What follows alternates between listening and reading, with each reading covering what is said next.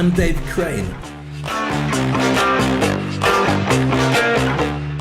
Now I also do gigs like this.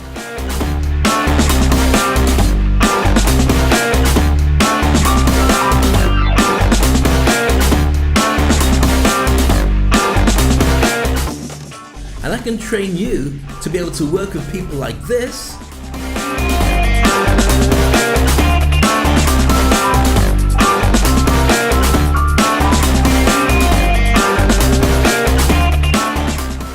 And then you also can do gigs like this.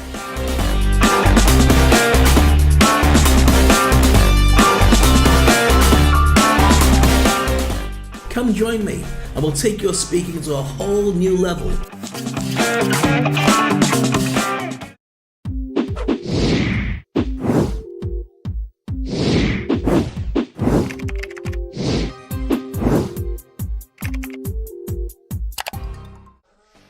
Good morning, I'm Dave Crane. I've had a nightmare. Yesterday I was having a nightmare. Today it feels better. I can't tell you what happened. It was just things. When you're living in lockdown with the same people in captivity, it feels like sometimes you feel like you're in their captivity. There are challenges.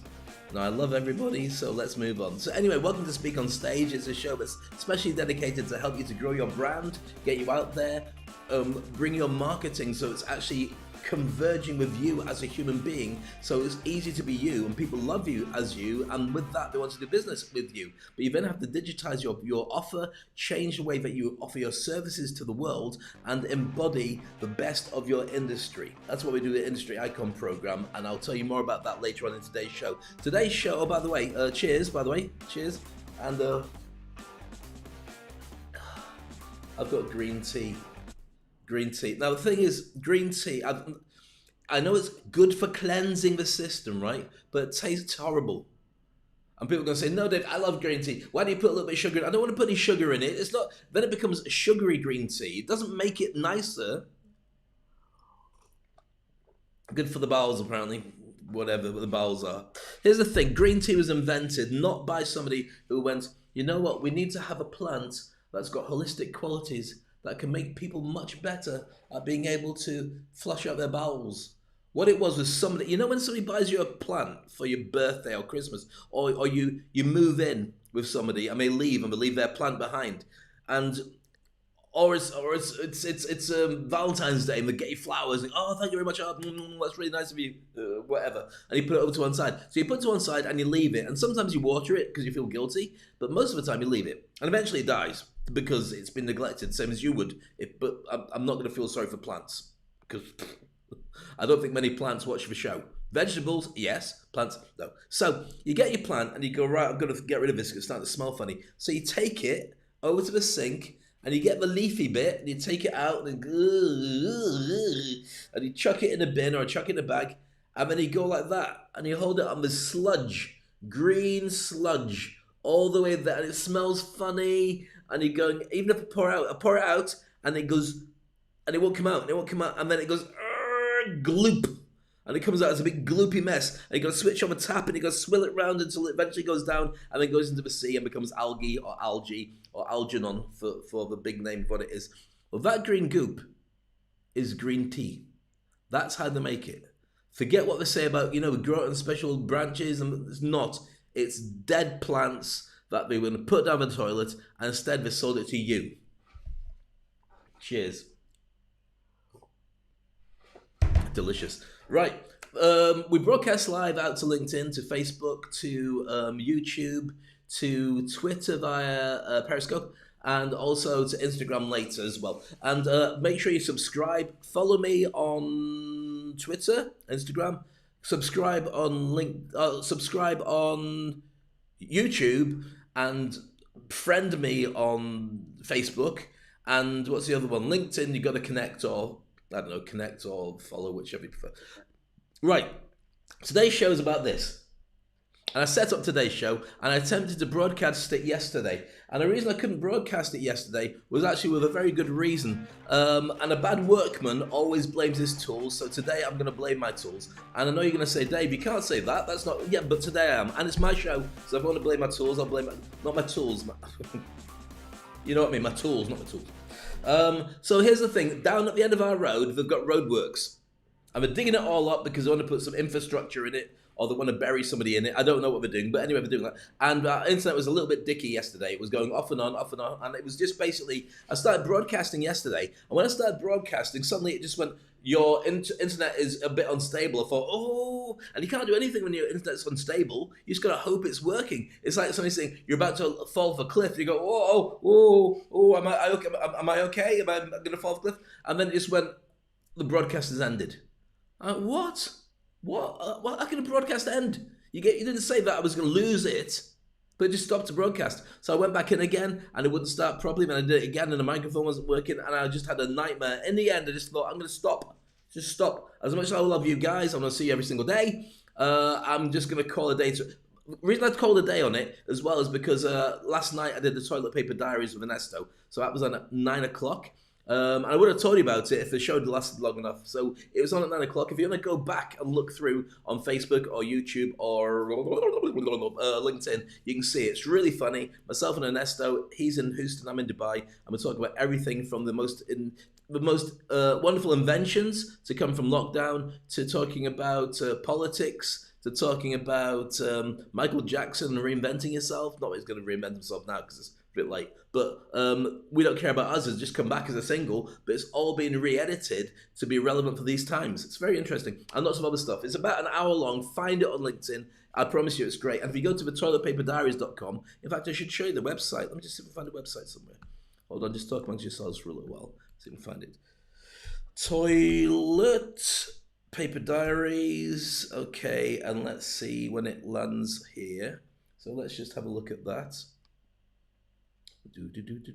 Should be able to see moi, somewhere on this page. Can you see me?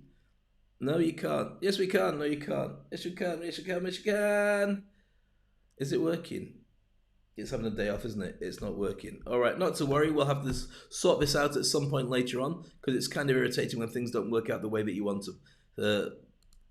In fact, that's going to be really challenging for me later on if I try and get this to work. Hold on, where are we? I'll just unlock it. Talk about yourselves for a moment, and actually, just let me just get on with this. So that goes here. I unlock that, right? And then I fire this across. This is how I do the show, by the way. And usually you would think I'd do it better than this. But today I don't.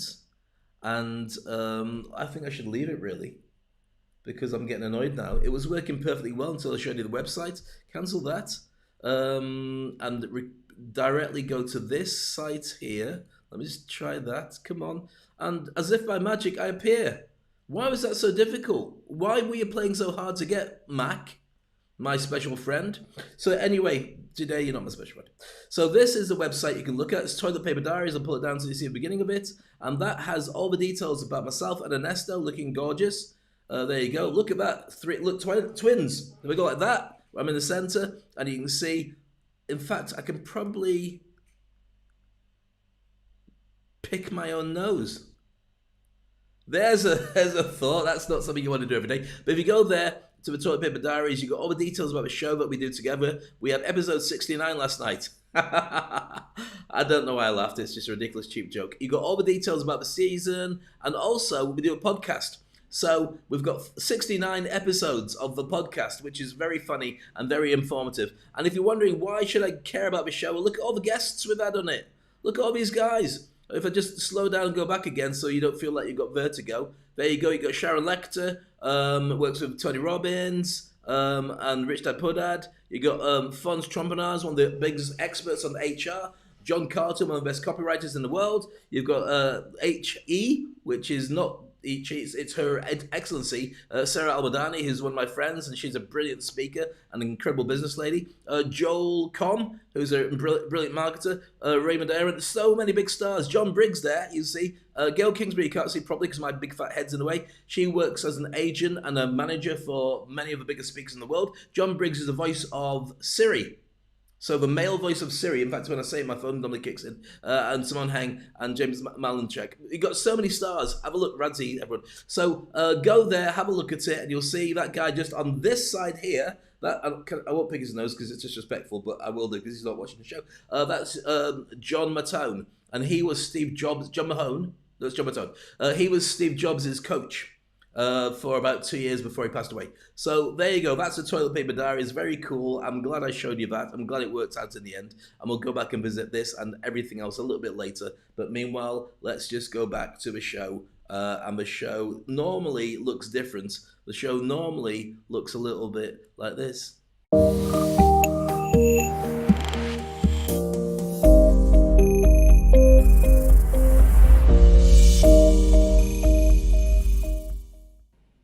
Wow, it took ages to start the show. Anyway, love your comments, love your thoughts, as always. Great to have you with me. In the UAE, it's and some incredible news about UAE and Israel bonding and having flights. And I should actually show you a video about that, and I haven't got the video for this show, but I'll show it tomorrow. It's really interesting. In fact, I'll write a show all about global connections. That'd be really cool, wouldn't it? So that'd be cool. Wherever you are in the world, let me know. Give us your thoughts, give us your comments. It matters. Like anything that comes up, because the algorithm appreciates it, and I appreciate it as well, because it lets me know that I'm doing a good job. Because some people just sit and watch, and they go, right, okay, green tea.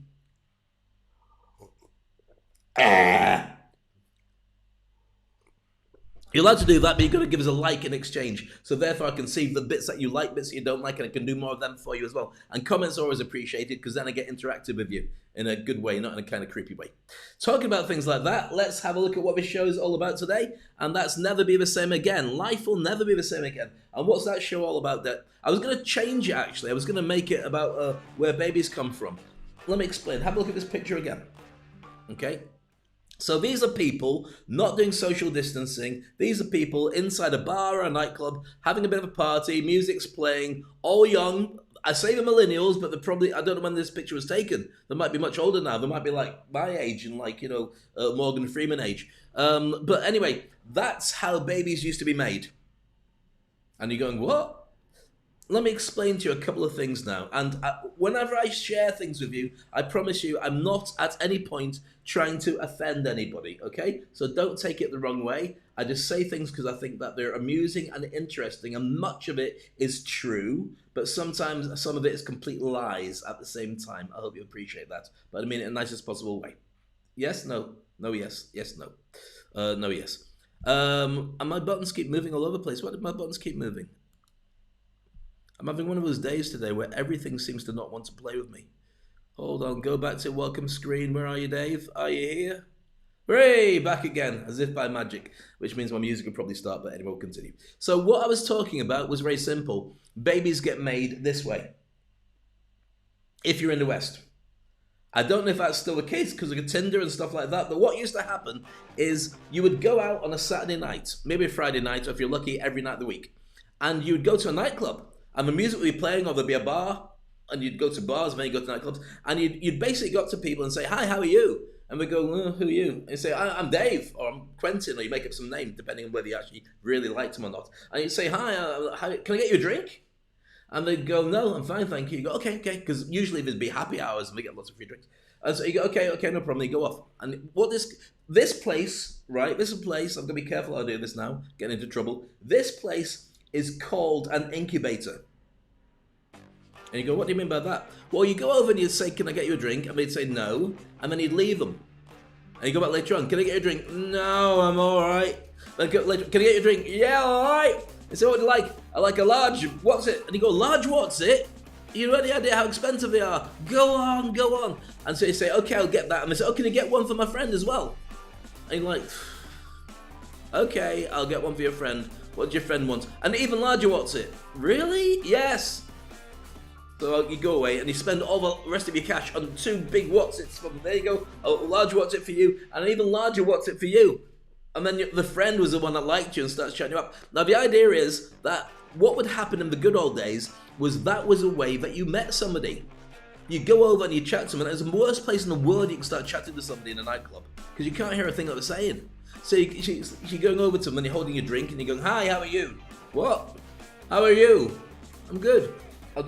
Well, the music's loud here. Imagine the music was even louder. Can I turn up here? Volume up. So does that mean it's even worse? I don't know. Anyway, let's just turn the music down because I'm not sure. This is music going up. No, it's not. It's taking Let's just stop the music. Okay, for the sake of the actual thing to work, you're in a nightclub and you're holding a drink. So you probably wouldn't be holding water because then everyone knows that you're driving, so you'd just be a free taxi on the way home. And in those days, water wasn't a prized drink. Water you drank because you're on medication because you did something. You shouldn't have caught something. So you're drinking water. Ooh. How are you? Yeah, I'm good. What's your name? Sorry, I can't hear you. What's your name? And would say something like, and you'd have a line lined up. So say, what's your name? Say, soliloquy. Soliloquy? Yeah, soliloquy. Really? That's a beautiful name. Is it French? Yes, it is. All right, that soliloquy, that means a special speech that you do for dramatic purposes. Yes, it does. That's an unusual name. My parents didn't like me, but I'm sure they loved you. In fact, that's my mother's name. Really? Yeah, and that's my mother's name as well. Yeah, it's spooky, that. And that's a line you'd use just to chat somebody up. And they say, what, your mum's called soliloquy? Yes, she's called soliloquy. Soliloquy Crane. Even my surname doesn't seem to work. Soliloquy Crane, it is. That's what, yeah, and you'd love her. She'd really, Don't mention your mother in the early stages because they think you're a mummy's boy and they think there's something weird like Norman Bates from Psycho going on. So don't bring up your mother unless you really feel that you're on a promise. I mean, if you really feel that you got potential.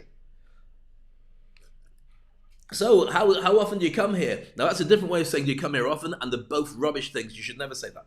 Ever. You've got to come up with something funny and spontaneous. And you've also got to be able to get her attention without the entourage of people that she's brought with her turning around and saying, oh, loser, get away. Let's make an excuse. Let's go somewhere else. Now, the thing is, this is alien to many people. If you're from the West, this is how babies got made. This is how your mummy met your daddy. And that's probably how you met your partner. And that's probably what you would expected for your kids. But if you have a look at this picture again, see how this makes you cringe? Because people don't get that close anymore. They can't for social distancing, and they'd have a mask on, and they probably wouldn't be able to drink like that anyway, or have loud music, because you're like this. Hi, how are you? In fact, you wouldn't even need the music on. Say, hi, how are you? What? How are you? Can't hear you. But the music isn't even on. Yeah, social distancing, and I'm a bit deaf. Okay, well, sorry, I can lip read. So what's your name? Sorry, what's your name? Can you take the mask off? I can't take the mask off. Otherwise you get thrown out the bar. Okay, can you just lift up the mask a little bit so you got a really strange blue moustache? Like that. So what's your name? Soliloquy. Seriously, that's a ridiculous name. Why are you walking off? I was joking, it's a nice listen. Oh, she's gone again. Okay, hi, how are you? I'm dancing like this, and there is no music in this bar. But it doesn't matter, we're making lifelong friends, and I want to be able to bond with you. So what's your name? Catherine. Catherine, that's a beautiful name. That's my mother's name. She's called Catherine. Yeah, she's called Catherine. But you said your mother's name was Soliloquy. No, that was 30 years ago in a different story about me when I was younger. Are you sure? Yeah, just watching the same show. Trust me, I know what I'm talking about. So anyway, I won't go on because that's kind of weird. But the point is that if you're in an arranged marriage, it's a much more improved and different system, in my opinion. Yes and no. Everyone's got their own way of doing it and tradition. I'm not going to fight it. I'm certainly not going to go there. But what I am going to say is the percentages show that if somebody has arranged marriages, they are more likely to stay together for the long term than if they decide for themselves. And I think that a large part of that is because you choose your partner like this. You choose your partner when you're off your face. And you generally put it together with who's up for it. Do you want to come back and have some breakfast? And that's when you start dating. And there are a load of factors involved in you getting together, which have nothing to do with longevity. They just have something to do with, points. So if you're in an arranged marriage, then I suppose it's slightly different. And I don't know, and I don't want to offend anybody by saying anything about it. But I know that the reason that you probably stay together better is because the family's decided what's the best match. Now here's a challenge that I would have. I love my mum more than anything in the world apart from my dad and my wife, my kid and my dogs and probably you. So it narrows it down, but I love my mum. So if I was to trust my mum to make those decisions about creating an arranged marriage for me, I know what she'd do. She'd say, look, Dave, I'd like you to meet Soliloquy or something like that, because she's got the same name as my mum. My mum's called her Eugenie. So this is Eugenie. And I go, right, okay, wow, that's the same name as you? Yeah, isn't that strange? I knew straight away it was a good match. I'm like, okay, I look forward to meeting her. Got a picture of her? No, we thought it'd be better that you just met in person and we'll sit and have coffee on a different table and we'll observe you and stare at you like you're in some kind of incubator. Okay, fine. So when are we meeting? In 5 minutes. Get your coat on. Ooh. So you go along and you go to this restaurant or you go to some coffee shop and they leave you for a little bit to just sort of see how you can get on. And you're looking at this person in front of you and you're thinking, our hopes and our dreams of my parents and our family and our ancestors are all on the idea of myself and this person in front of me having a wonderful relationship, procreating, having lots of little brown babies, and then we go on to go into the sunset together. It's not going to work out. You don't say that to the person. You say, oh, so what do you do? Oh, that's fascinating. Yeah, lovely. Thank you for the bye. Now, I don't know because I've not done arranged marriage. This is my head as a Westerner, what I think would go on. And so later on, your mum's like, how do you get on with Eugenie? And I'm like, well, she's all right, but I don't think she's the right one for me. Why? Mum, she's got one eye. Yeah, but it's a beautiful eye. Well, yes, because she gets more time to spend on making it look beautiful than your average person. She's got one eye. I was staring at it all the time. It was freaking me out. And every time she blinked, I wasn't wondering when she was going to sleep or she was winking at me. I don't know if it's a person with me. Or it might be the same if you've got the other option. I mean, that sounds incredibly sexist about the one-eyed Cyclops chick, but you might be meeting a guy that your parents have chosen, and so how was he? And I'll just pretend that I'm female. Hello. That's freaking you out, isn't it? But imagine I was called Diana, not David. And so I'm Diana, and we didn't go to here. We didn't meet anybody in one of these. No, it was arranged by mum and dad. I'm not having a go at arranged marriages, by the way. I'm just saying what my thoughts were about arranged marriages. But they've changed since then because now my daughter's 9. I reckon that she'll get married when she's 45. And I will arrange every bit of that to make sure it happens. So the female equivalent would be if I'm Diana and I have to go for a meal with this guy. So what was he like afterwards? So he seemed like a nice guy. Bit of a beard on him. Really? He's got a big beard. Yeah, I like beards, but I would have liked him to that Dave Crane guy, if he just made a little bit more effort and just made it so it's chiseled. Well, what was wrong with his beard? He just let it go. Really? Yeah, it looked like he had a balaclava on. If you don't know what balaclava is on, you'll have to Google a balaclava. It's like, when people rob banks and they just got their eyes showing and it's got this thing to pull off, that's a balaclava. And you say, yeah, but he seemed like a real sweetheart. In fact, it was a bit like a teddy bear. Mum, he looked like a teddy bear and fur all over his head. Can I just choose? No, you can't. Can I get a catalogue? No. Right, okay. I'll go with whatever you want, Mum, but you're gonna have to let me make the final decision. Okay. I'll just go back on Tinder and see what else options are there. So those are a couple of thoughts about it. Now, I'm going to be talking to you about none of those things. I just wanted to share with you, in case you didn't know, how babies get made. And I haven't really gotten how babies got made. And I haven't really talked about men and women, because the thing about men and women is a whole new can of worms. But today is all about teaching you how to speak. And today's session is all about life will never be the same again. And I will share with you more on that, because we're going to be sharing with you 2 videos that are really interesting, all about the difference to the world as far as security goes when you start monitoring people's temperatures and monitoring their heart rate and making sure that this never happens again, and also how life will be different after lockdown. We'll be looking at the 10 opportunities and things that will never be the same again in your business, which you should want them to be like, and also 10 businesses you could start up right now that would flourish because they're passion projects that could make you a ton of money. So if you like that, let me know. Stay with me. It's going to be good. We're going to have a massive adventure. I'm just going to drink some plant juice. Hold on. And we'll be looking at some videos very soon. SpeakOnstage.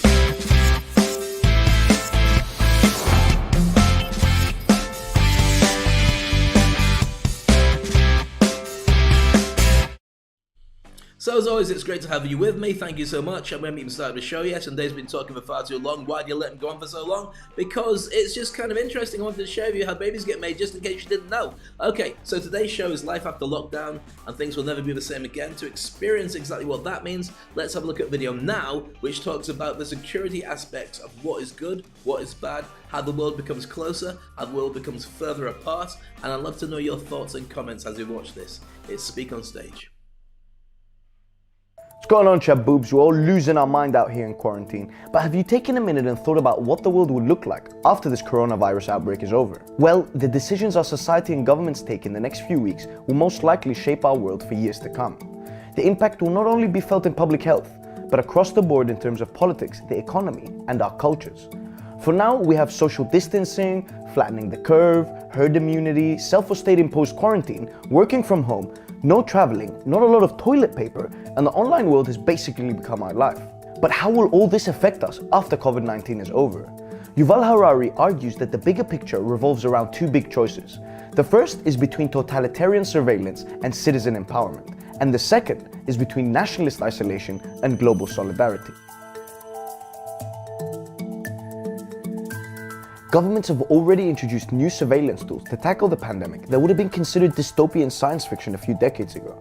China, for example, has employed mobile apps, close monitoring of smartphones, and hundreds of millions of facial recognition cameras, and measures such as forcing people to check and report their body temperature in order to identify coronavirus carriers, track their movements, and identify anyone they come in contact with.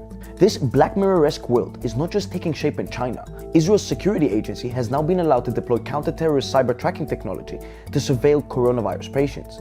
It's important to mention here that the Israeli parliament actually refused this measure, which then had to be passed by PM Netanyahu as an emergency decree. Is this dangerous territory? Are we essentially choosing health over our privacy? And it's also a question of the type of privacy we're giving up. Harari warns of a dangerous transition from over-the-skin surveillance to under-the-skin surveillance. For example, he describes a hypothetical scenario where we're all forced to wear biometric bracelets that monitor body temperatures and heart rate 24 hours a day. Now, the theoretical upside is that with this kind of system, authorities would know that you are sick even before you do, and they would also know where you have been and who you have met or who you've interacted with. So chains of infection and disease transmission could be drastically shortened. But it's not all peachy, because the government would also know what happens to your body temperature, blood pressure, and heart rate every time you watch a video or do anything really. A system like this would basically give authorities access to information about what makes you cry, laugh, and what makes you angry. It would basically be like Cambridge Analytica on steroids. And even if such measures were only used during an emergency, history has shown repeatedly that emergency decrees can often be extended well beyond what was initially intended. Harari explains that we can avoid such a situation if we take a look at the examples of Taiwan, Singapore, and South Korea. He argues there is greater value in having a self-motivated and well-informed population that has reciprocal trust and transparency, rather than an ignorant and over-policed society. Globalization has in many ways been undermined by the coronavirus epidemic. Harari points out the importance of choosing global solidarity rather than nationalist isolation. Now, global solidarity can occur on three levels. The first is medical, and I'm quoting Yuval Harari. He says, countries should be willing to share information openly and humbly seek advice, and should be able to trust the data and the insights they receive. We also need a global effort to produce and distribute medical equipment, most notably testing kits and respiratory machines. And it doesn't only depend on the wealth of the country, more its ability to help. For example, we've witnessed the value of Cuban doctors, a country which, although under sanctions, has been able to extend help as far as Italy. Global travel might also be derailed in the coming months. Suspending all international travel could be very detrimental. And I'm quoting Yuval Harari again, and he says, countries need to cooperate in order to allow at least a trickle of essential travelers to continue crossing borders. Scientists, doctors, journalists, politicians, business people. This can be done by reaching a global agreement on the pre-screening of travelers by their home country. But Hariri criticizes what he sees as the international community's paralysis. This could be due to the lack of global leadership present at the moment, particularly if we look at the US. The 2008 and even the recent Ebola crisis, the US was a global leader. But the Trump administration has all but abandoned its allies, not even notifying the EU when it cancelled all travel across the pond. And the president is too busy causing a fuss about what he thinks should be called the Chinese virus. And so the question is, where is our world headed? And can it ever look the same after this is all over?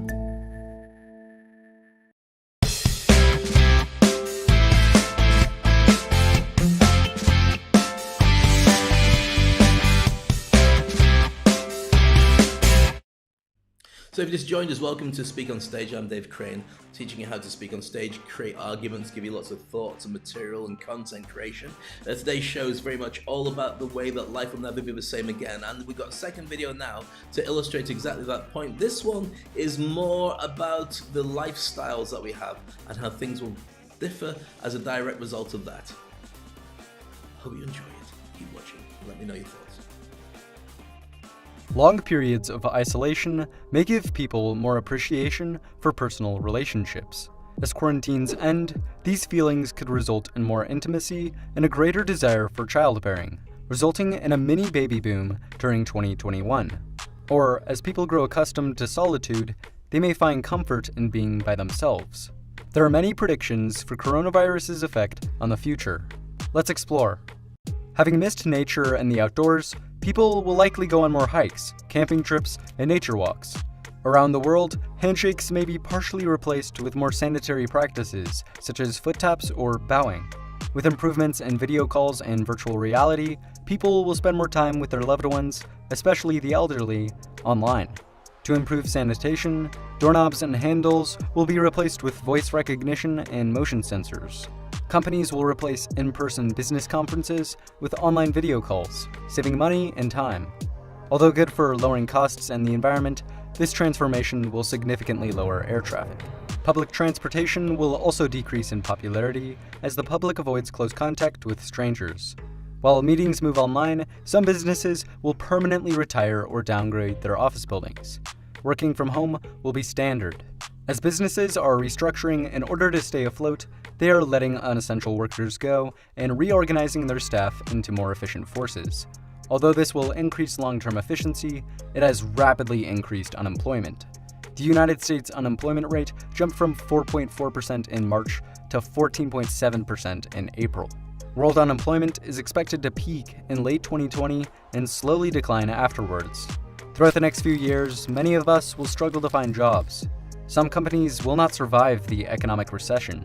Hertz, JCPenney, J.Crew, and many other companies have filed for Chapter 11 bankruptcy, closing stores nationwide to reorganize their debts and business affairs.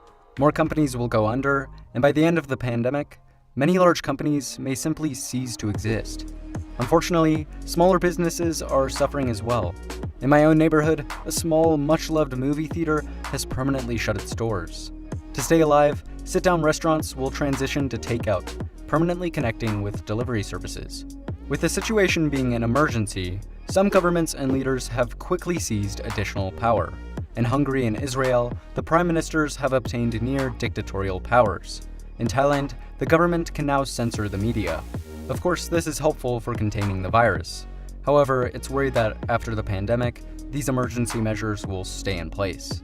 Hopefully, governments can solve the pharmaceuticals problem. Right now, pharmaceutical companies will only produce a drug once they can guarantee its profitability.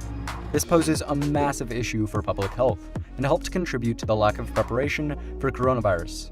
To prepare for future public health emergencies, governments will certainly raise their involvement in the pharmaceuticals industry, managing the development of important vaccines and drugs. For future elections, voting days may turn into voting months, with people mailing in their vote or voting electronically. This will avoid large unsanitary lines and will increase ballot counts by allowing people to vote on their own time. Bans on shipping and trade have shortened supply chains, denying companies of manufactured goods and materials. To ensure this doesn't happen again, companies will move their factories and supply lines closer to home. Although the pandemic is wreaking havoc, it is introducing positive change. Doctors and nurses are honored for their bravery and sacrifices. The virus, by introducing a common enemy, is uniting people around the world, reducing polarization. Unfortunately, though, the virus is also causing spikes in xenophobia and racism. There are now approximately 100 hate crimes against Asian Americans every day. Innocent people are being slurred, spat on, blamed for the virus, and outright attacked. Unfortunately, driven by coronavirus fears, we could see a rise in anti-Chinese and Asian sentiments. Now, back to the positives. Emissions and pollution have dropped. You may have seen the pictures of clear Venice canals or blue skies in Beijing. It's likely that, once the world recovers, people will have developed a greater appreciation for the environment and will fight for change. Lastly, education will go virtual.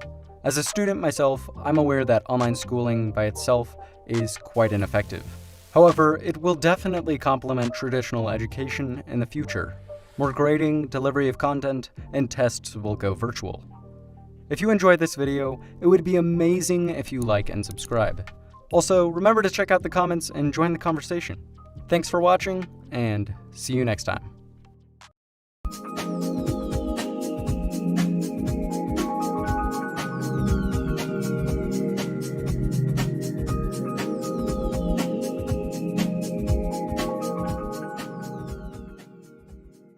So welcome to Speak on Stage. I'm Dave Crane. Love your comments, love your thoughts, all the bits that you consider to be important. Now that video was really good. I thought it shared a lot of different ideas and concepts, but I also think you should take everything with a pinch of salt, as in it might not be guaranteed to be that. These videos tend to be made months ago where people are speculating, and now that many countries have come out of lockdown, things aren't quite the way you'd expect them to be. Plus, there's new technology all the time, augmented reality, artificial intelligence products, virtual mixed reality, as well as the fact that Zoom is still there doing what it does and bringing people closer together. Businesses do have to go digital if they haven't done already, but some people in bricks and mortar are still surviving and still being there. I think it's a case of watch this space because change could still happen. But as much as possible, finding your voice, becoming a speaker, positioning yourself as an expert in your industry has to be the best way to be able to pivot and survive above the rest of the people in the food chain, purely because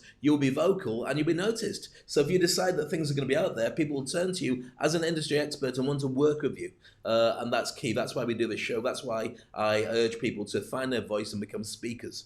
All right, then. So here's some opportunities for you to reinvent your business model and your business plans. 10 passionate ideas starting from your home, really. If you want to do a startup, then this is a really cool way to consider doing it. So first on this list is this one, smart device repairs. So if you've got a device like a phone or iPad or your computer, they never used to be as important as they are right now. It's literally your window to the world when you can't get outside of a house to connect with people. Or if you do connect with people, you kind of go, how are you? Good, how are you? I don't know, I can't hear you. We did that sketch earlier, and it wasn't funny then, so I won't continue it now. But the whole point is, you can have a business for repairing devices because they go wrong and they're upgraded all the time. So you can have a software update, or that your phone is old and is not compatible, or you can drop it. And generally, the way these things are made, so if you get it fixed and you get a part replaced, it's so expensive with the service and the parts, you might as well just buy a brand new phone, because then you got something that's state of the art until the next time it comes up. So you can have a business where you repair phones and devices for people. Now the question is, how do you do that if you don't know what you're doing? Well, you don't have to actually do the repairs yourself. You could be an agency, or you could be a management scheme, or you could be in charge of the logistics of collecting people's items, getting them checked, getting them fixed, and getting them back to them. So you'd be the middleman or middle mum. Don't be a middle mum, because I don't know what middle mum is. Middle woman in all that, or middle person in that whole project. Right, number 2, as my phone goes to sleep, is this one. And you might have noticed today I've stopped all the notifications. I learned when my wife was sending me nasty messages before. You'll have to see which episode it was. I'm not going to help you and tell you, because that will freak me out. And you'll go, Dave, I can't believe she said that. She didn't say it.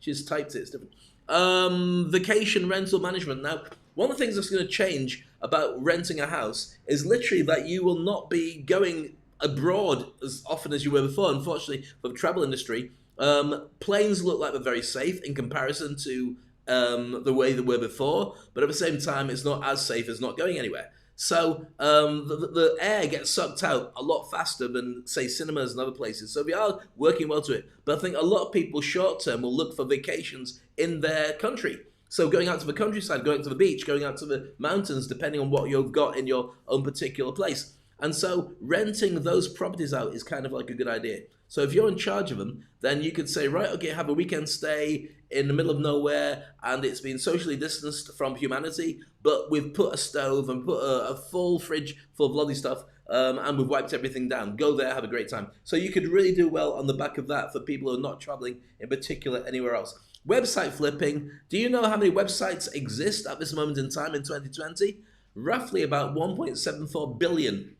Yes, Google it. I did, and I got that. 1.74 billion. And websites are a bit like real estate. In fact, you buy it, you build it, you go look at my website, and then if your company goes down or you change where your focus is, you got a load of SEO that you've set up and a load of things that are arrows pointing at your website, so you show up high in Google searches, but you might not want to be there anymore. What you could do is flip them to other people who have a similar website but really don't have the same kind of traction or even a name that would get people in. So if your name is, I don't know, your name is Fruit Cocktails, then you might be making fruit cocktails, but you might be making fruit juices for something else, and you wish you had fruitcocktails.com. Well, fruitcocktails.com is available. Why not take that? Because it sounds like it's a popular term. I haven't Googled it. I might be making it up. In fact, I make up most of the stuff I talk about, but I don't lie. That's another story.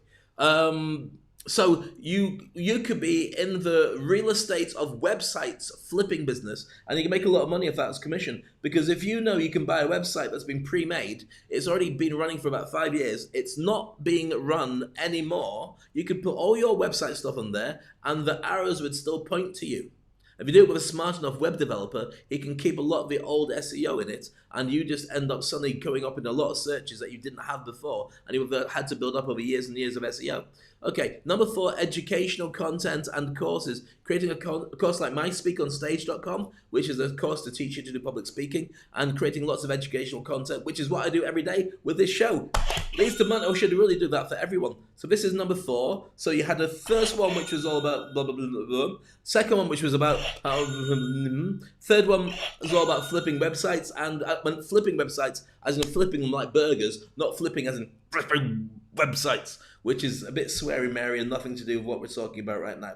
Number 5, monthly box services. Boxing services is like when you buy a box set of something, but you get it every month. So for instance, I've got 2 lovely dogs, Snow and Ash, and they get a pet box. It's actually a bag, which has got biscuits, it's got collars, it's got chew toys in it, it's got hand wash, it's got a load of, not paw wash, hand wash for me after being, it's got a load of stuff every single month that just arrives, and I pay a fee for it and it arrives. And so you could create those for niche markets. You could do them for cakes, or you could do it for, tell you what would be really good, you know all the Happy Meal toys that you get? Well, there must be a ton of them that don't go anywhere after that promotion's gone. Imagine you rebox them and you send them to kids, and people pay subscription fees, and they're guaranteed to get 10 new toys in their bags, open it up with a letter from Mickey Mouse or something. I know he doesn't exist, okay? If you're watching it, you think he does exist. He doesn't exist! You're not a kid. Oh, don't act like that. Don't, I won't bring up Santa. Okay, so monthly box services, I think it's a great idea. You should think about it for your particular niche and industry and say, what would these people want to pay for every month? And it might be digital, or it might be boxed, physically boxed, or it might be a combination of both. So you can send the box, send them an email with an explanation of everything if you can't personally deliver it, and that might be the way that you do it, especially with people around the world. It should be rather cool. So you get deliveries of things like Marvel mugs. With plant juice. There. All right, number 6, guided tours. Not so much as it was before, where you take people around different places because people aren't leaving in the same way, but you might want to do a guided tour around those different places in the countryside where people are going, where you're socially distanced, and you've got one of those loud hailers. Hello, how are you? And you make lots of money. You're still watching me. You are, aren't you? And you're judging me. Don't judge me. So you show people around, but what is interesting is Airbnb changed their business model. I've mentioned it before, but it's one you should really look at, to be an experience model. Airbnb was, you'd go and stay in somebody's bedsit, or their flat, or their house, and you'd pay a fee to have their empty house, hopefully. Get in there and people staring at you. Is this a B&B place? Yes. Well, why are you still here? We live here, it's our house. Yeah, but they said that I would just be able to, yeah, we've got, see that sofa? That's yours. Where do I put all my stuff? On the sofa. Where am I meant to sleep? On the sofa. What about washing facilities? On the sofa. Can I eat? Don't tell me. On the sofa. Yeah, on the sofa. So what I've done is I've paid all this money online. You've got a sofa for me, and it's in the middle of the living room. And in fact, the sofa, other people are on that sofa right now. Yeah, they'll move. When? When your voice stops going up. Okay, when? When? They will move when you come in properly and stop complaining about everything. Okay, I'm calm. Can they move now? No, they're watching Netflix. You have to wait a bit. So anyway, that's what they used to do. And then with the lockdown, it became even more challenging because you'd have to do 2 weeks of quarantine on the sofa. If you work for Airbnb, I'm really sorry. It's not just the sofa. It could be the sofa and access to the bathroom. No. So they changed their business model to include experiences, which means that you could go along and go online, pay $30, $25, $40, and somebody would give you an experience. I don't mean like those rude sites. Mind you, it's a good idea. I don't know what we're talking about. But think about it. Somebody will teach you how to make pizzas. So for half an hour, I'll show you how to make a pizza. That was my Italian accent, and it was the same as my normal accent. Or they'd show you how to play guitar, or they'd play some songs for you for $25. Or they'd teach you, they'd give you a tour of Chernobyl where you can see all the dogs. So they maybe get on their Zoom. So they get, with the phone, they're showing you, say, oh, go left, have a look at the spotty dog. Spotty dog. Ooh, it's nice. Spotty dog is coming towards me, he's going to bite me. Ah! $25. Or they could go to a safari and have a drone on Zoom. I don't know if that would actually work. It probably would. It would actually. Would it? Don't know. But the idea is that you do guided tours and experiences with people. And that would be a really cool thing to set up. And I'll move on because I'm not really sure what I'm talking about now. Number 7, coaching services. We've already kind of mentioned that. I do that with my industry icon program. I coach people, I mentor them, I take them across the finishing line so they can become the best in their industry and make a ton of cash. Ka-ching, and I missed out ka-ching for the previous one and ka-ching for the one before that. But I did have a ka-ching for the one before that, so we'll just keep a spare ka-ching. Number 8 is this one, social media management. It's a pain in the butt to look after your social media. I'll just have some more plant juice. I talk quite a lot during the show. Love your comments, by the way. What's your favourite beverage? Here's a quick survey for you. Type it in, let me know what's your favourite beverage. Is it green tea? Is it normal English breakfast tea? Is it coffee? Is it cappuccino? Is it espresso? Is it a big latte, grande latte with a twist? I don't even know what that is. My favourite one is pumpkin latte. What's it called? Pumpkin latte thing you get at Christmas. And you get it for about 3 days. And then it disappears. And you get it at Starbucks. And it's yummy and it's delicious. And you go, oh, fantastic. And they say you can't have any more. I go, no. Why? Because we saw you being happy. And we know you liked it. So we've taken it away. We've taken away your taste of Christmas. Now you can have green tea. Get a plant pot. Plant pot. There you go. Help yourself. Plant pot. Bleh. All right, then. So going back to what we're talking about, social media management, the idea is that you look after other people's social media. So they have a company. They don't want to spend all day doing all the social media. You run a team of doing it, or you do it yourself as a freelancer, and you look after a number of accounts. A team is better, but I can warn you from experience that trying to run a team that looks after social media is like trying to herd cats. They are all over the place because they've all got their own stuff, their own egos, and sometimes they've got a problem with shiny object syndrome. They get distracted because they're online, same as you do. You go online, say, right, I'll just have a quick Google, I'll find out how they make green tea. And you look through and go, octopus eating a worm. Right, I want to see green tea, worm. Still going to look at the green tea, but I wonder what it does with the worm. I'll just have a look at this video. Wow, I did not expect that. Then I'll give you 2 more videos afterwards. Now it says, watch this, or the octopus in his garden, sung by the Beatles, and watch this, which is a man juggling small kittens, but then they turn into lions. You go, wow, that's fantastic. And then before you know it, you have lots of green tea, and that's why you get distracted. That's why you get distracted, Dave. Nobody else does that. All right, number 9 is this one. Can't even find number 9. Ad management agency. So when you've got a website, you've got your products and you want to get people to go towards it, then you have to make sure they find you. One way to do it, and this is the best way, is learn to speak, create your brand, connect with people, and they will love you from all around the world, and they have congruence. They understand that this is you, this is a social proof, this is what they get for the money, and so they want to work with you. Failing that, the cheap, easy option is to save on time. Don't create a brand and just put Google ads in. But you better then compete with everybody else and spend a ton of cash.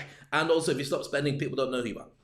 So there are some people who are brilliant at doing that. Google ads, Facebook ads, LinkedIn ads, Instagram ads, YouTube ads, all that and more. Okay, not so much billboard ads, but they kind of work as well, but only when people leave the house. Otherwise, if you've got a house where it's got a billboard outside your house, then that's best advertising anybody could use. But it does limit it to your house. So if anybody's not coming to your house because of social distancing and because quarantine, then nobody else is going to see the billboard. Number 10, SEO and web development. Very simply, going back to all the stuff that you do with websites, you can have a service where you just basically do the SEO to drive people to the websites. And also everybody who's set up a business for all these different things, boxing, tours, all the things that all those things that are stressing people out. You can stop being stressed by saying, don't worry, I'll look after your website and I'll create it for you. And that's the 10 things, ladies and gents, you need to consider. If you really want to start a new business, that would start it for you instantly, and you can almost instantly start making cash. And I apologize officially for what I said about Airbnb. It is not true. You do not make people sleep on their sofas, and you do not make them stand in the corner until people have stopped coming into the house and eating their pizza and watching Netflix. That was just something I did for comedy value, and I realized it made me look cheap. And please do not sue me. It's SpeakOnstage. Or maybe it's not. I'm not Dave Crane.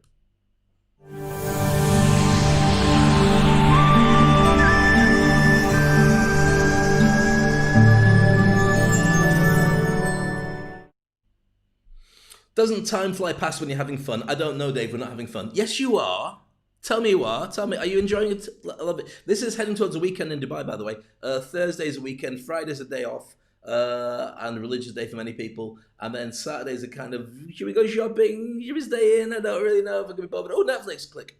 And then Sunday's back to work again. If you're in the West, generally, and it's not the West, the Far East is similar, then you have a Saturday, Sunday off. So if I say well, it's almost the weekend, well, hey, you're going, no, it's not the weekend. How dare you tease us, Mr. Tassels? You'd never call me Mr. Tassels, but you probably will now. Forget about the tassels. Don't Google it. Don't Google it. Don't go. No, shouldn't have gone there. Tomorrow I'm back to coffee. I don't care how I need my bowels cleansing or whatever it is. That goes back in a plant pot. Green tea is wrong. I know somebody's going to say, but Dave, my company makes green teas. You should try the hibiscus. I like hibiscus. It's like Ribena. Or you should try the lemon and ginger. It's really good for you. And it is good. And it tastes lovely. Honey, lemon, and ginger. It's fantastic. But I'm got a cold. That was me faking a cold. I fake a lot of things. Number 1.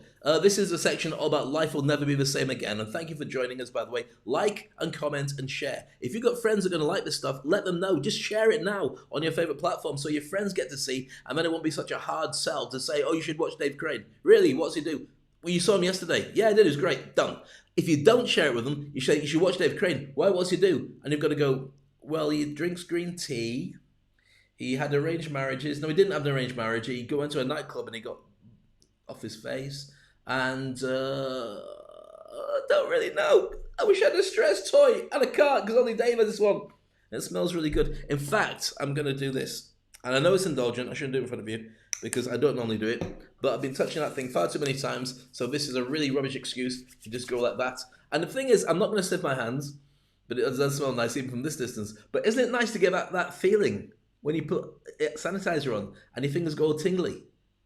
The only way you can have this is if you got an old TV screen and if you put your fingers up against the TV screen, it crackles, but it's not nice energy. You can probably get it off your phone as well. Maybe off your laptop. Oh, laptop. Wow. Put your fingers on your laptop. You feel the tingling bits on your fingers? That's like sanitizer, but a horrible version. Still smells nice. All right, life will never be the same again. That's today's effort. Today's show is all about this. I'm going to illustrate why this is never going to happen again, but instead you're going to have different options. Some are good, some are bad, and some are kind of ugly as well. Number 1, physical trust of strangers and strange objects. You just will not trust people the same way as you used to. Before you'd be like, how are you coming in? Now you're like, how are you? Stay outside the house. Yeah, how are you? Great, tell me, fantastic. Oh, 3 hours of chat, gotta go now. Click, goodbye. So, strange objects arriving from outside. Do you still wash your hands when something arrives? And you go, oh, I don't know what it is. I'll take it out of the box. I'll put it to one side. I'll wash my hands. And I'll go back and I've picked up the same box. I'll wash my hands again. I go, picked up the box. I should take it out of the box and wash my hands. Take it out of the box. Okay, and it's a kebab. Fantastic, lovely. I won't touch a kebab. I'll wash my hands first. Wash my hands. There we go. Come back again. Kebab is safe. I know it's good. Fine. Kebab's great. So I'm going to chop the box outside. Oh, picked up the box again. I have to sanitize.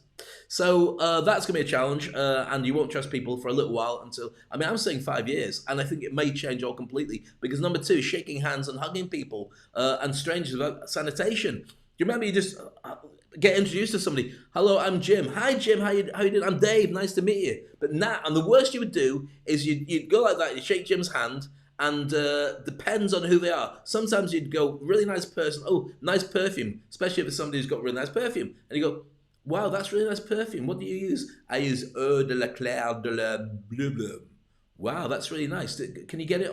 Can you get it from the pharmacy? I said, no, I made the name up. It's just a washing up liquid. Really? It's really nice washing up liquid. So you do that. Or you do this. What do you think they've been doing with their hands? Wouldn't go beyond that, but sometimes it's weird. All right, so shaking hands and hugging with strangers. So you'd sanitize with strangers, but even friends that you know, you don't shake hands anymore, just in case. And you've loved them for like 10 years, 20 years, 30 years, maybe members of the family. But you just go, how are you? How are you? Just put my hand behind me now, so you can't see my hand. And the other hand is left, so it'd be bad news if I did my other hand. So just go like that, and you've got my armpits. And hugging would be strange as well, because you haven't seen somebody for a while because you've been in lockdown. You got to them and say, oh, how are you? Big hug. I've really missed you. Oh no, we're not allowed to hug. Social distancing. I have to take off all my clothes now and burn them. So you're outside in the middle of a shopping mall with a little pile of burning clothes in your underpants. You've not done that.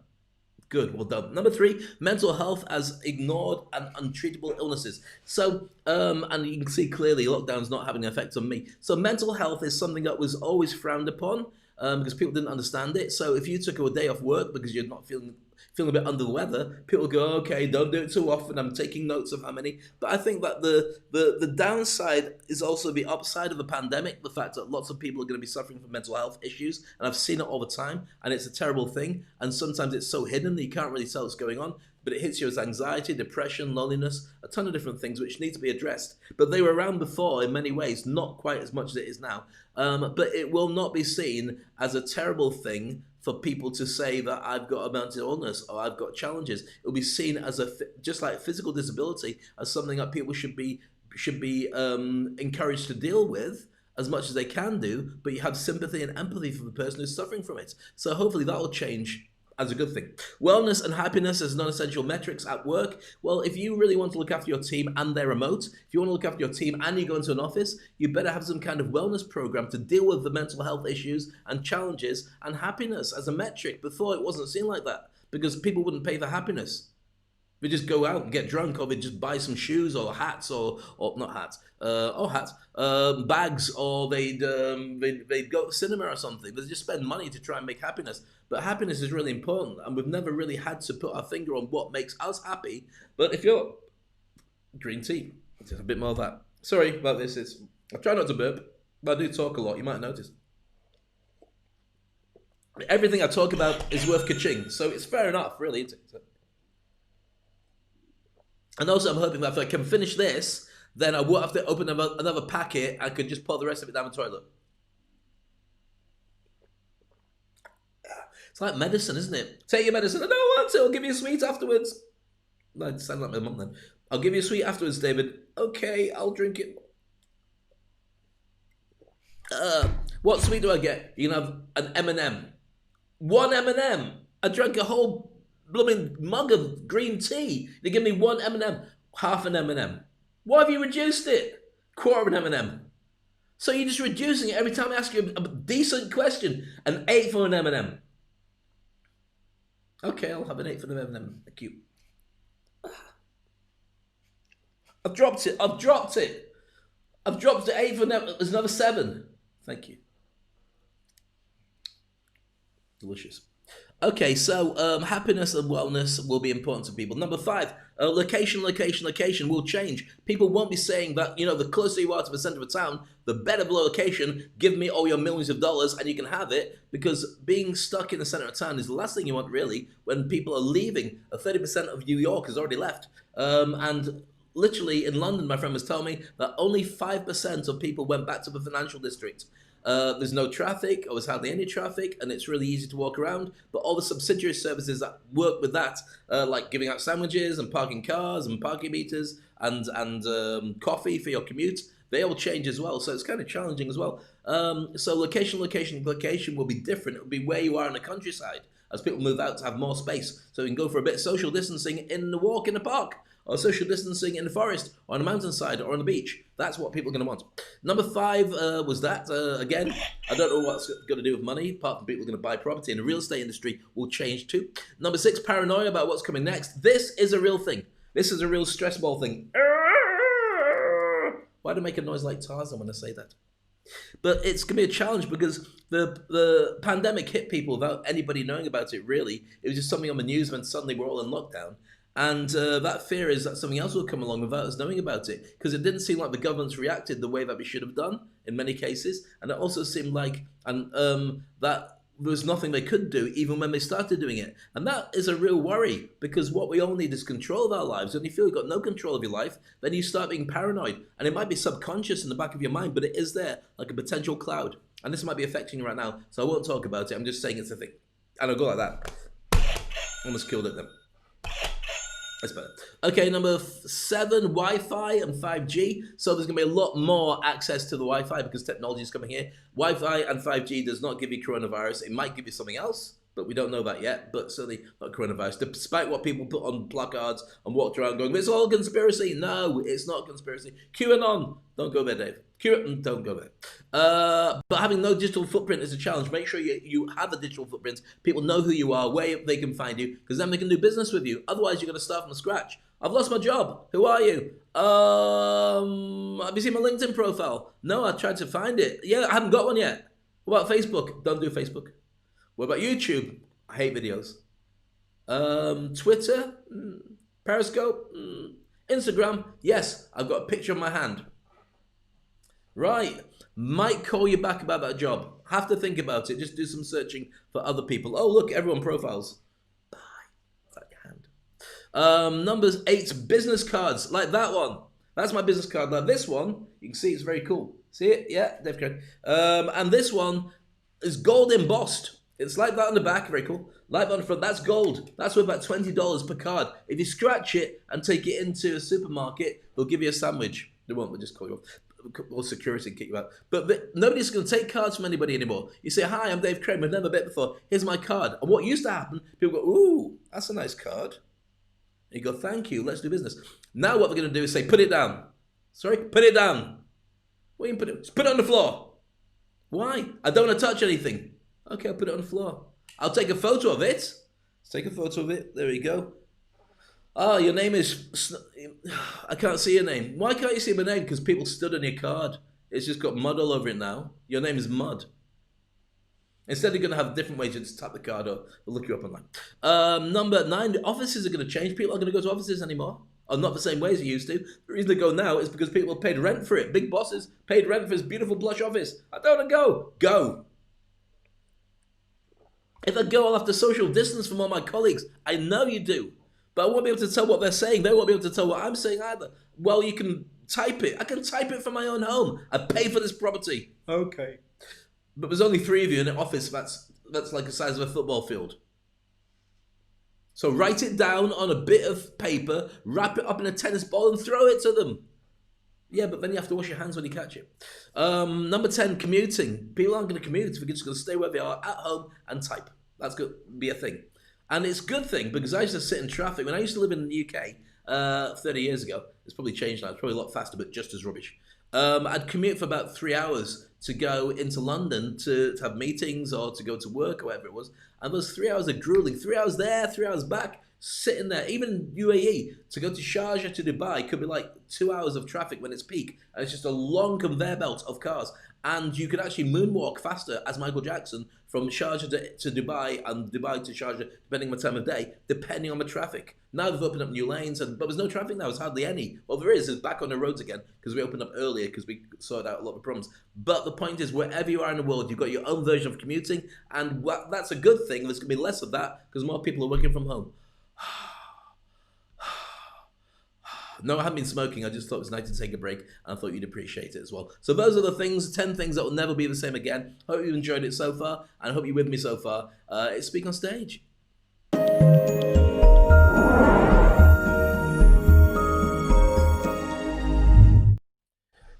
Wow, a long show today. Hope you enjoyed it. It's quite a lot we've gone through, and more to come in future episodes. I do this every single day, by the way, so spread the word, give us your comments, give us your likes, and let me know your feedback. If you want to become an expert speaker and the stuff I talk about is of interest to you, and you've got your own story, or you've got your own business, and you're thinking it needs a boost, and it does, everybody's business needs a boost, you should consider connecting with me for a 10-minute consultation. Just go to the industry icon, actually go to speakonstage.com, where there's a whole lot of programs set out for you. I'll tell you about them in a future episode. They're only $99 at the moment each, so you can do a whole module on getting over a fear of public speaking, of creating branding, of creating content, of doing boardroom sales, how to do top presentations, and how to get your mindset. These are all separate modules. You should have a look at SpeakOnstage. And if you want to connect with me directly, I'll give you a 10-minute consultation about how I can help you, or maybe I can't help you. We'll have to see. That will be if you're a speaker or you want to brand your business by getting you out there more. So put you in front of your business. Because nowadays you might have noticed that you might have a company name, but really online you are your name, your name. So SpeakOnstage is my brand, but Dave Crane is my name. So therefore, if you're looking for me, you find Dave Crane, but then you realize he belongs to SpeakOnstage. Do you get that? So it's important to push your name so people know who you are. It's easy. Right, thank you. I'm glad you were kind of with me on the same page of that. All your thoughts and comments are well appreciated. I answer as many things as I possibly can because I love you so much, and that's how we hang.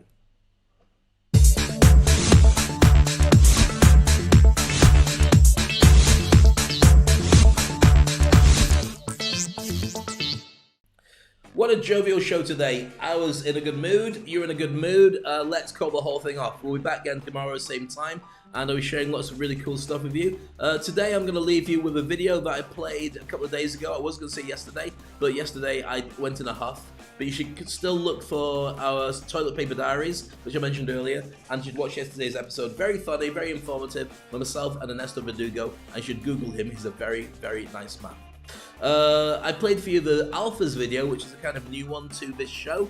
I did it a little while ago, all about why you should learn to speak, why you should be an alpha, and why this will really help you change your life. I'll be back same time tomorrow. Have an amazing day. It's been a complete pleasure, as always, spending quality time with you, and I hope your day gets even better after this. This is Alphas. My name's Dave Crane, and this is Speak on Stage.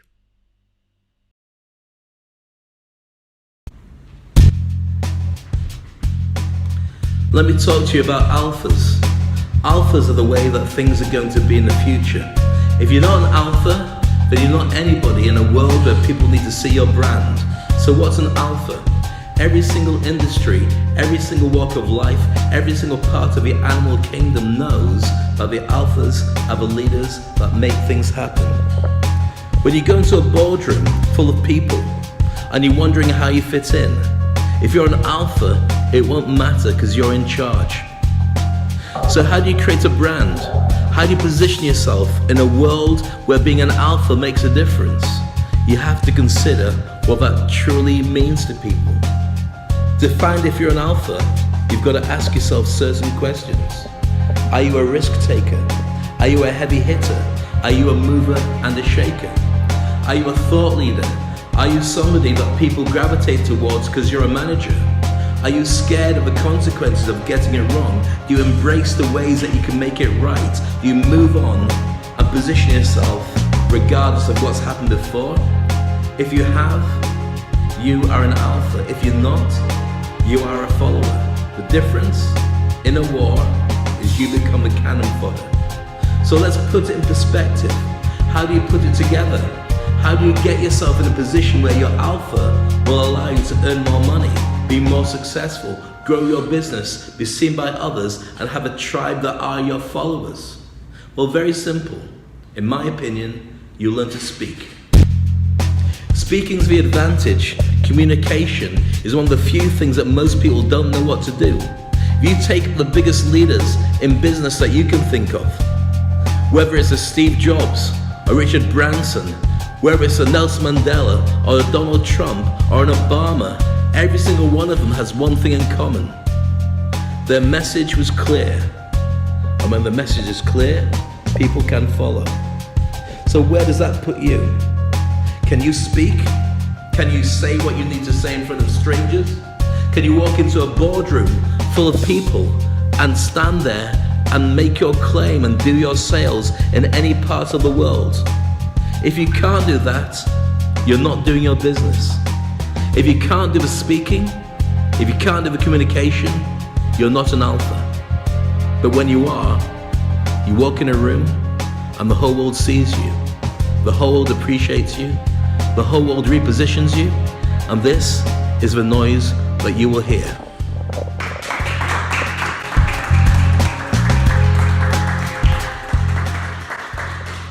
Learn to speak, and you become an alpha too.